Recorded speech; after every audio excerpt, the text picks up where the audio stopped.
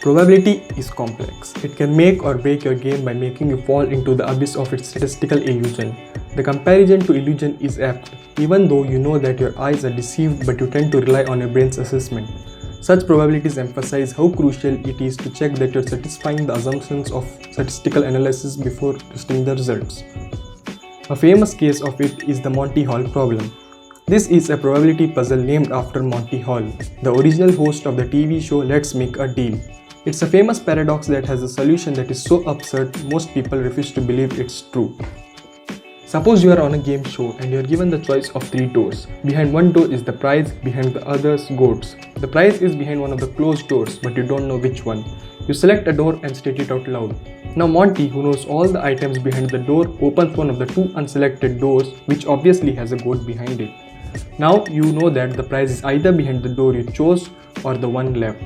Thus comes the main question from Monty. Would you like to switch the door or stick with your decision?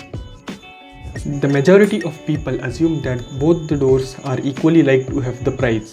It appears like the door you chose has a 50-50 chance. Because there is no perceived reason to change, most stick with their choice. But as I said earlier, that probability is complex, and nor would this question be so debatable if it was so simple. The truth is that you double your chances of winning by switching the doors. Believe it or not, it's actually to your benefit to switch. If you switch, you have roughly a 2/3 chance of winning. If you stick with the original choice, you have roughly a 1/3 chance of winning the prize.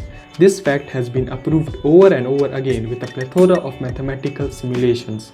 Still not able to grasp it? Don't fret. Even great mathematicians like Paul Erdős was baffled and not convinced until he saw the practical results of this problem. A more logical approach to this problem could be seen in the table. It turns out that there are only 19 possible combinations of choices and outcomes.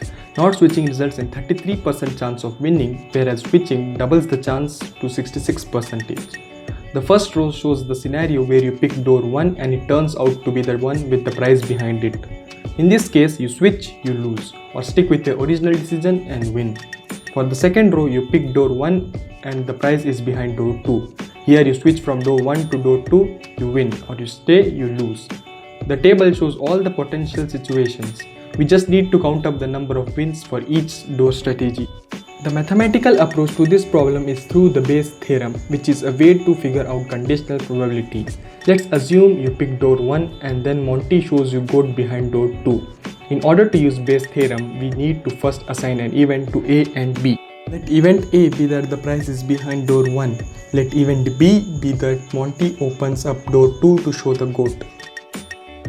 The probability of event A is pretty simple to figure out, that is 1/3, and the remaining 2 have the probability of half.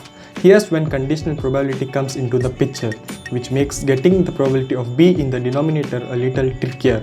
Analyzing the situation, first you choose door 1, Monty shows you goat behind door 2. Second, if the prize is behind the door, Monty will not choose it. He will open door 2 and show a goat half of the time. Third, if the prize is behind door 2, Monty will open door 3 as he never reveals the prize. Fourth, if the car is behind door 3, well then you know the drill.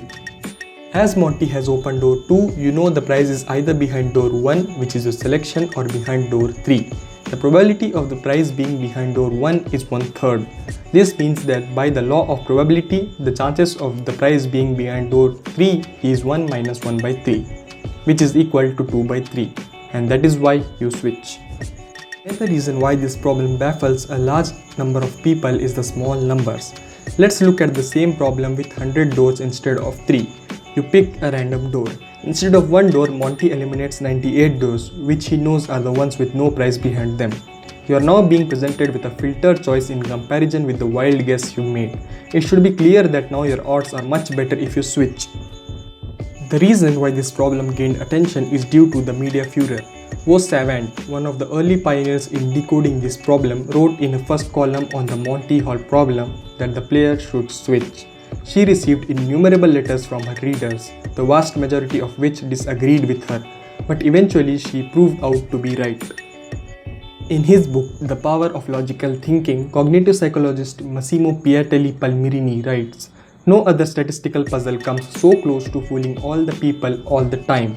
Even Nobel physicists systematically give the wrong answer and they insist on it, and they are ready to berate in print those who propose the right answer. Another version could be that Monty reveals the goat and he suddenly has a seizure. He does close the door and mixes all the prizes, including your door.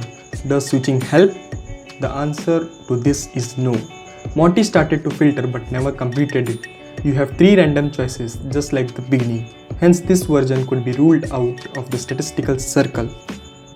The solution to Monty Hall's problem seems weird because our mental assumptions for solving the problem do not match the actual process. Therefore, it can definitely be termed as a statistical illusion. The fatal flaw in the Monty Hall paradox is not taking Monty's filtering into account, thinking the chances are the same before and after. It's to realize how subsequent actions and information challenge previous decisions. This again brings us to our old statement: probability is complex.